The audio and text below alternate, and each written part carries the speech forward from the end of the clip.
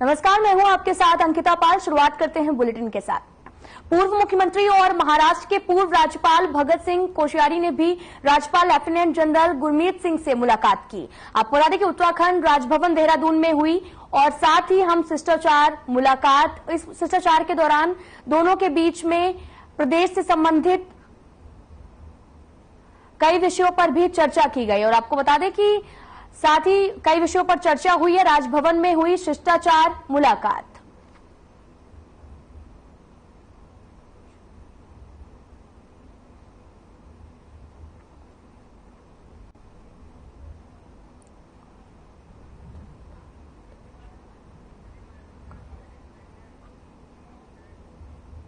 उत्तराखंड में अपने खोए जनाधार को तलाशने में जुटी उत्तराखंड क्रांति दल ने आज हरिद्वार में कई युवा और महिला कार्यकर्ताओं को पार्टी से जोड़ने का कार्य किया है। आपको बता दें कि 2024 लोकसभा चुनाव में उत्तराखंड क्रांति दल उत्तराखंड की 5 सीटों पर जीत का दावा कर रही है। उत्तराखंड क्रांति दल का कहना है कि कांग्रेस और बीजेपी ने उत्तराखंड की जनता को छला है और विकास के नाम पर विनाश का कार्य किया है। आपको बता दें कि उत्तराखंड क्रांति दल के केंद्रीय व्यापार प्रकोष्ठ के अध्यक्ष सुमित अरोड़ा का भी कहना है कि उत्तराखंड क्रांति दल महानगर हरिद्वार के नेतृत्व में आज महिलाओं और युवाओं ने उत्तराखंड क्रांति दल की सदस्यता ग्रहण की।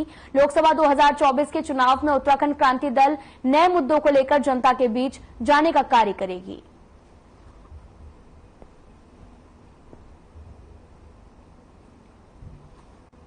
उत्तराखंड क्रांति दल महानगर के नेतृत्व में आज सैकड़ों महिलाओं ने उत्तराखंड क्रांति दल को ज्वाइन किया है और भविष्य को लेकर हमने रणनीति तैयार की है कि लोकसभा के अंदर हम जनता के बीच में नए मुद्दों के साथ पब्लिक के बीच में जा रहे हैं। और जो पूर्व के अंदर पार्टी के द्वारा जो गलतियां की, जो संगठन का स्ट्रक्चर को लेकर हम सही काम नहीं कर पाए, उस स्ट्रक्चर को नए अध्यक्ष, केंद्रीय अध्यक्ष कटैत जी के नेतृत्व के अंदर फिर से पुनः जीवित किया गया है। और जो पूर्व के अंदर जो कुछ ऐसे घटनाक्रम रहे क्योंकि उत्तराखंड के अंदर धन का बहुत बोलबाला रहा है। अभी तक इन राष्ट्रीय पार्टियों ने हमारे उत्तराखंड का जो विकास तो नहीं हुआ पर विनाश हुआ है, लेकिन जो है अब की बार यूकेडी ने कमर कस ली है। इसीलिए हमारे यूकेडी में जो है युवा मातृशक्ति बड़े जोरों शोरों से हमारे यूकेडी में सदस्यता ग्रहण कर रहे हैं। उत्तराखंड क्रांति दल हमेशा व्यापारियों के साथ रही है, हरिद्वार की जनता के साथ रही है और मैं हरिद्वार की जनता से पुनः एक बार आग्रह करूंगा कि वो यूकेडी का साथ दें और यूकेडी हमेशा उनके साथ कंधा से कंधा मिलाकर हमेशा खड़े। मेरा बिल मेरा अधिकार नाम से एक इनवॉइस प्रोत्साहन योजना शुरू की गई। वित्त मंत्री डॉक्टर प्रेमचंद अग्रवाल ने कहा कि सभी विजेताओं को पुरस्कार दिया गया। उत्तराखंड सरकार द्वारा चलाई गई इस योजना में 47,134 लोग इस मूल्य के बिल अभी तक इस योजना से प्राप्त भी हो चुके हैं। अप्रैल और मई के करीब 100 विजेताओं को पुरस्कार दिया गया। योजना शुरू होने के बाद से अभी तक 7 लकी ड्रॉ भी निकाले जा चुके हैं। वहीं स्मार्टफोन पाकर लोगों के चेहरे भी खिल गए हैं। आपको बता दें कि बिल लाओ इनाम पाओ योजना की शुरुआत की गई, जिसमें कई लोगों को फोन भी गिफ्ट किए गए, जिस दौरान पुरस्कार पाकर लोगों के चेहरे भी काफी खिल गए हैं। वित्त मंत्री प्रेमचंद अग्रवाल भी यहां पर मौजूद रहे, इस कार्यक्रम के मुख्य अतिथि के तौर पर आए। बिल लाओ इनाम पाओ योजना है ये, और इस योजना में कई लोगों को पुरस्कार भी मिला और कुछ लोगों को फोन भी गिफ्ट किए गए, जिसको पाकर लोगों के चेहरे में खुशी देखने को मिली।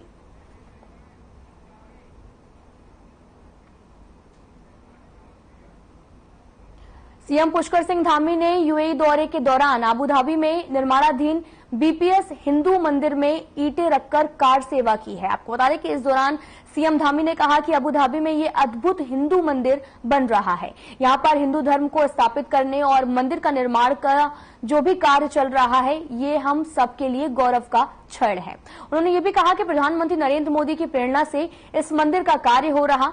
सीएम ने इस मंदिर के निर्माण के लिए लगे सभी लोगों का आभार भी व्यक्त किया है। आपको बता दें कि अबू धाबी के दौरे से सीएम वापस आ चुके हैं और अबू धाबी में बन रहा अद्भुत हिंदू मंदिर, और यूएई के दौरे से सीएम धामी ने बताया कि अबू धाबी में एक मंदिर बन रहा जो कि हिंदू मंदिर है, उसमें ईंट रखकर कार सेवा की है। और आपको बता दें कि अबू धाबी में बन रहा अद्भुत हिंदू मंदिर।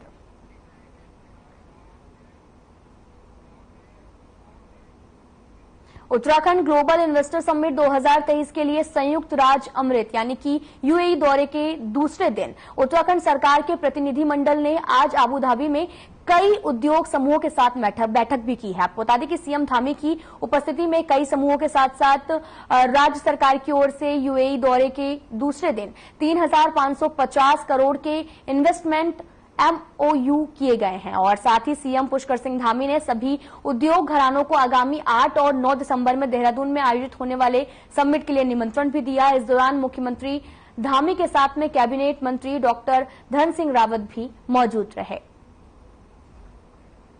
आपको बता दें कि यूएई के दौरे पर सीएम धामी थे और 3,550 करोड़ के MOU पर साइन कर दिया है और साथ ही करोड़ के प्रस्ताव को मंजूरी भी मिल गई है और कई अतिथियों को जो है बुलाया भी गया है, निमंत्रण दिया गया है समिट में आने के लिए। यूएई के दौरे पर सीएम धामी थे और 3,550 करोड़ के MOU पर साइन किया गया और करोड़ के प्रस्तावों को मंजूरी भी मिल चुकी है।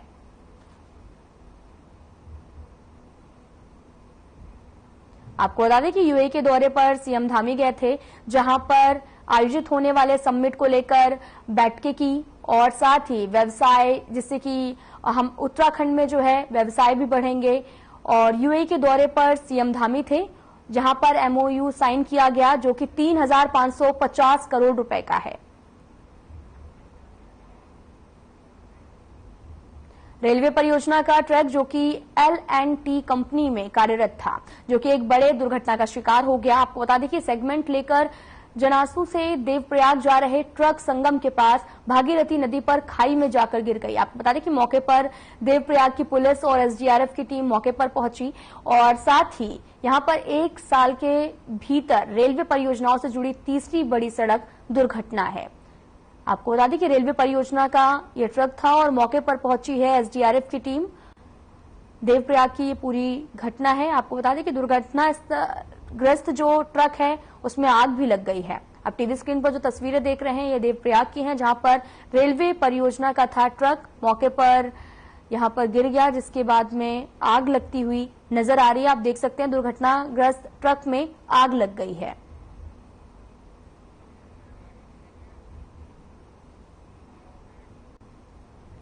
खबर रुड़की के मंगलोर से है, जहां पर नगलाचीना गांव में अंबेडकर पार्क को लेकर ग्राम प्रधान और ग्रामीण आमने सामने आ गए हैं।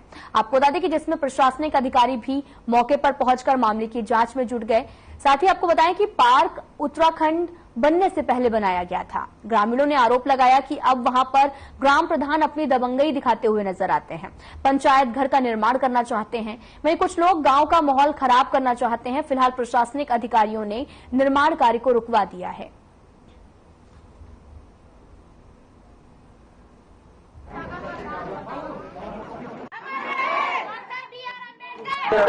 अम्बेडकर पार्क में उसमें पंचायत भवन बना रहे हैं जी, पंचायत भवन। तो उसमें जो बना रहे कि जो 94 की हमारा उसकी 4 दीवारी हुई अम्बेडकर पार्क याद रहे। अच्छा, गलती इनकी कानून को पटवारी की जी कि हमने कई बार एप्लीकेशन भी दे चुके, वो दर्ज नहीं कर पाए। एकदम साहब को भी एप्लीकेशन दे चुके, उनने भी दर्ज नहीं करा जी। तो जब दर्ज नहीं कर पाया, इन्होंने झूठा ही प्रस्ताव करके इन्होंने वहाँ पंचायत घर का निर्माण कर दिया। अम्बेडकर पार्क है हमारा, उसमें प्रधान वो बनाना चाहता है पंचायत घर, और हम नहीं बनाना चाहते। सभी प्रधान क्यों बनाना चाहता है? जिदबंदी कर रहा जी। कब से अम्बेडकर पार्क? अम्बेडकर पार्क 5-6 महीने हो गए जिस पर लगा रखा है ना। धरना इसलिए धरा गया जी क्योंकि ये हमारे बाबा साहब के अम्बेडकर पार्क में वहाँ पे पंचायत घर बना रहे हैं और जो हम बनने नहीं दे रहे। गांव वाले भी इस बात के लिए सहमत नहीं है। सिर्फ ये है कि प्रधान की जिदबंदी चल रही है और कुछ नहीं।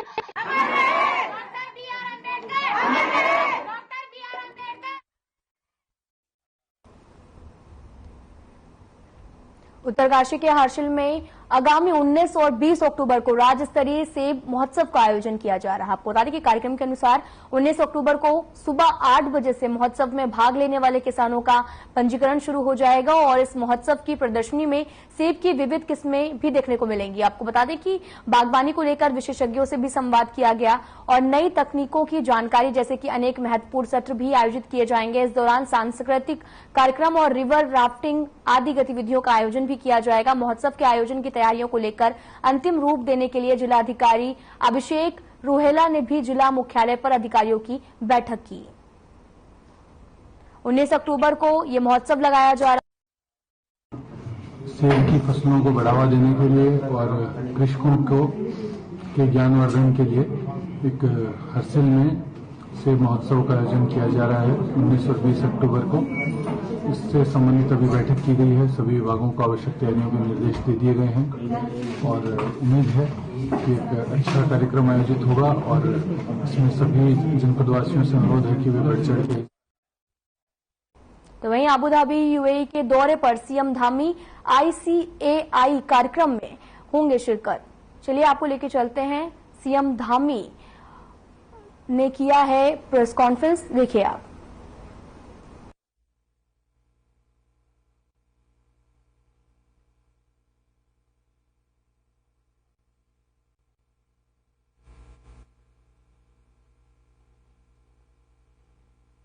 से बीच में आने का जो मुझे भी अवसर मिला, हमारे जितेंद्र जी जिन्होंने बहुत कम शब्दों में गागर में सागर भरने का काम किया, ऐसे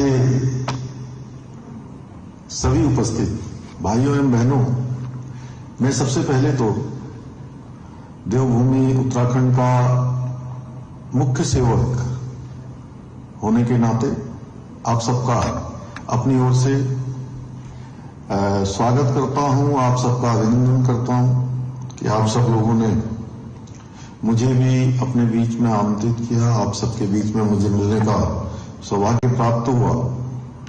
आप सभी जानते हैं कि उत्तराखंड राज्य भारत का एक प्रांत है और हिमालय का राज्य, जिसको देवभूमि उत्तराखंड के नाम से जानते हैं।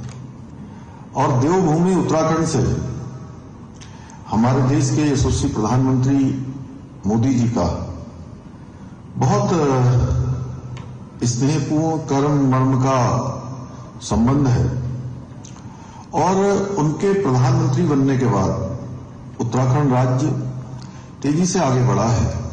और जैसा अभी जितेंद्र जी ने कहा कि 5 ट्रिलियन इकोनॉमी को बनाने के लिए जो हमारे प्रधानमंत्री जी ने आज देश के अंदर जिस प्रकार से काम किया है, जिस प्रकार से आज पूरी दुनिया के अंदर भारत की साख बढ़ी है, भारत की पहचान बढ़ी है और दुनिया के देशों में भारत के लिए आदर और एक श्रद्धा का भाव निर्मित हुआ है, वो निश्चित रूप से हर एक भारतवासी के लिए गौरवान्वित करने वाला है। वो चाहे भारत में रहता हो, इंग्लैंड में रहता हो, अमेरिका में रहता हो, अबू धाबी में रहता हो या दुनिया के किसी कोने में रहता हो। तो एक वातावरण आज संपूर्ण जगत के अंदर यानी कि होल ऑफ वर्ल्ड एक ऐसा एटमॉस्फेयर बना है। मैं यहां आने से पहले भी इंग्लैंड की यात्रा पर गया था, वहां भी जिस प्रकार से लोगों ने आज भारत के बारे में जो एक सोच बनी है, एक अवधारणा बनी है, ब्रिटेन के अंदर मैं जब वहां के मंत्रियों से मिला और मैं सच बताऊं आपको तो मुझे भी एक गौरव की अनुभूति हुई कि जहां अंग्रेजों के बीच में जिन्होंने वर्षों वर्षों तक देश के अंदर हमारे यहां पर राज किया, शासन किया, वहां के लोग भी आज हमारे देश का और हमारे प्रधानमंत्री मोदी जी का लोहा मानते हैं। उनकी लीडरशिप को कहीं न कहीं आज स्वीकारता देने का काम वहां पर उन्होंने किया। और सबसे पहले जो हमारे कोरोना महामारी की अगर मैं बात करूं, चूंकि आप सब लोगों ने भी, चूंकि आप सब लोग ऐसे वर्ग से आते हैं और मैं कहूं कि आप सब वो क्रीम है जो अर्थ का योजन करते हैं, यानी कि फाइनेंस का मैनेजमेंट करते हैं, उसका प्लानिंग करते हैं और निवेश करने वाले लोगों को, उद्योग जगत के लोगों को, व्यापारियों को आप जिस दिशा में मोड़ने का काम करेंगे वो उस दिशा में चले जाएंगे। आज मैं प्रातःकाल जो यहाँ आबू धाबू के अंदर जो मंदिर निर्मित हो रहा है, उस मंदिर को मैं देखने गया था, तो वहां उन्होंने एक बोर्ड लगाया हुआ था जिसमें कंसंट्रेटर से लेकर ऑक्सीजन के सिलेंडर और कोरोना महामारी के दौरान यहां के लोगों के द्वारा जो योजन किया गया देश के अंदर, और एक संख्या 7.5 20% इतने % लोगों ने योगदान किया, और आज दुनिया के एक सबसे बड़े मतलब भारत की धरती के बाहर जो मंदिर बन रहा है, वह भी मतलब आने वाले समय में एक ऐसा स्थान होगा जहां पूरी दुनिया के लोग आएंगे, और उसको बनाने का काम, उसको आगे बढ़ाने का काम वॉलंटियर्स के माध्यम से और जो दानदाता लोग हैं उनके माध्यम से हो रहा है। इसी प्रकार से कोरोना महामारी में भी जहां भारत के अंदर आप सब लोगों के सहयोग से देश दुनिया के लोगों ने, जो भारतीय पूरी दुनिया के अंदर जहां भी है वहां से उन्होंने योजन किया, और भारत ऐसे समय में भी जब दुनिया की अर्थव्यवस्थाएं पूरी तरह से गड़बड़ा रही थी, चरमरा रही थी, उस समय में भी देश आगे बढ़ रहा था, और जहां 140 करोड़ देशवासियों को वैक्सीन लगाने का काम हुआ, और वो भी मुफ्त में वैक्सीन लगाई गई। और इतना ही नहीं, जो आज दुनिया के 100 से भी ज्यादा देशों में भारत के प्रति श्रद्धा का भाव निर्मित हुआ, उसके पीछे भारत के द्वारा उस महामारी के समय में, पेंडेमिक में, दुनिया के देशों को वैक्सीन देने का काम हुआ। जब दुनिया के लोग अपने लिए जूझ रहे थे, ऐसे समय में भारत, जो हमारी संस्कृति कहती है कि अयम निजम परोगेति गणना लघु चेतसाम उदार चरित्रा नाम वसुधैवम तु कुटुंबकम, इस भावना को भारत G20 की समिट की आज चर्चा पूरे विश्व के अंदर हो रही है। जिन लोगों ने भारत को देखा, भारत की सामर्थ्य को देखा, पूरे देश के अंदर 200 स्थानों पर, और G20 की इतनी अच्छी अच्छी समिट हुई। और मैं इसलिए कह रहा हूं कि एक प्रांत का मैं मुख्य सेवक होने के नाते, मुख्यमंत्री के नाते, मुझे भी, मेरे राज्य को भी 3 समिट आयोजित करने का अवसर हमको भी मिला, PSA लेवल की और बहुत सारे अन्य चीजों को रोकने के लिए 3 समिट हमने भी आयोजित करी, और छोटे छोटे स्थानों पर यह समिट आयोजित हुई। इससे पूरी दुनिया ने संपूर्ण भारत को देखा है। तो बदलते समय में आज देश दुनिया के लोग भारत आना चाहते हैं, और आप सब लोग तो यहां रहकर काम कर रहे हैं। मैं भी, जो बात मैंने शुरू करी थी कि 5 ट्रिलियन इकोनॉमी को बनाने के लिए जो जितेंद्र जी ने बात को आगे बढ़ाया है, उसमें उत्तराखंड राज्य भी योगदान दे। उत्तराखंड राज्य में जहां बद्रीनाथ, केदारनाथ जी, यमुनोत्री, गंगोत्री, जागेश्वर धाम, आदि कैलाश, नीम करोली बाबा का स्थान, गोलजू का स्थान, मां पूर्णागिरी का स्थान, सारा देवभूमि के अंदर जिधर जाएंगे वो या तो देव स्थानों से, धार्मिक स्थानों से पूरी तरह से आच्छादित है, या पर्वतों से आच्छादित है, या नदियों से आच्छादित है, या वनों से आच्छादित है। आप जिधर जाएंगे उधर आपको एक नया डेस्टिनेशन दिखाई देगा। तो उसी क्रम में मैं आज यहां भी संवाद करने आया था, और कल 2 दिन से दुबई में, आज दिन में यहां पर प्रमुख लोगों से, कुछ प्रमुख लोगों से भेंट हुई थी। उन सभी से मैंने आग्रह किया है कि 8 और 9 दिसंबर को हमारा इन्वेस्टर समिट देहरादून के अंदर आयोजित होगा। मैं आप सब लोगों से भी, आप सबको निमंत्रण देने के लिए भी आया हूं कि उत्तराखंड आप लोग आइए, come India, visit Uttarakhand, invest Uttarakhand, और लोगों को प्रेरित करिए। और इसलिए करिए कि उत्तराखंड एक ऐसा राज्य है जहां पर कानून व्यवस्था अच्छी है, और प्रकृति के द्वारा जो प्रदत्त चीजें हैं मैन मेड नहीं है, गॉड मेड है। और वो एक ऐसा स्थान है जहां जन्म लेना, तो मैं समझता हूं किसी का भी जन्म कहीं होगा तो वो ईश्वर की कृपा से होगा या ईश्वर की इच्छा से होगा, लेकिन कर्म करना हमारे हाथ में है। उस उत्तराखंड में जहां की कानून व्यवस्था अच्छी है, जहां का लेबर और मैनेजमेंट दोनों के बीच का संबंध अच्छा है। बिजली की टैरिफ पूरे भारतवर्ष में सबसे कम कहीं है तो उत्तराखंड में हमने 30 से भी ज्यादा वहां पर ऐसे नई पॉलिसी बनाई है। बहुत सारी पॉलिसी जो हमारी पहले से चल रही थी उनको हमने लिबरल किया है। वो हमारी वेबसाइट पर और अन्य जो भी संचार के माध्यम उन सब पर उपलब्ध है।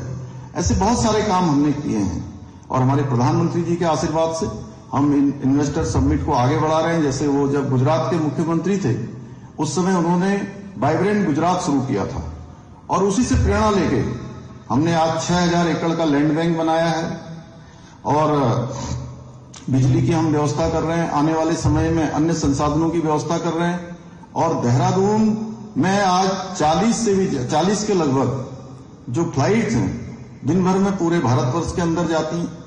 और पंतनगर जो हमारा सिटकुल एरिया है, एक बड़ा सिटकुल वहां पर पहले से बना हुआ है, वहां पर हम अंतर्राष्ट्रीय एयरपोर्ट भी बना रहे हैं। दिल्ली से आज पंतनगर जाना हो या देहरादून आना हो, हरिद्वार आना हो, अभी भी 4 घंटे में पहुंच रहे हैं। लेकिन जिस प्रकार से आज रोडों के क्षेत्र में हमारे प्रधानमंत्री मोदी जी के नेतृत्व में आज रोडों का काम शुरू हुआ है, उसके कारण से आने वाले समय में आप दिल्ली से देहरादून, दिल्ली से हरिद्वार, ऋषिकेश, मसूरी, इन सब स्थानों पर 2 से 3 घंटों में आप आसानी से पहुंच पाएंगे। मैं ये कह सकता हूं कि एनसीआर का एक पार्ट उत्तराखंड में भी है।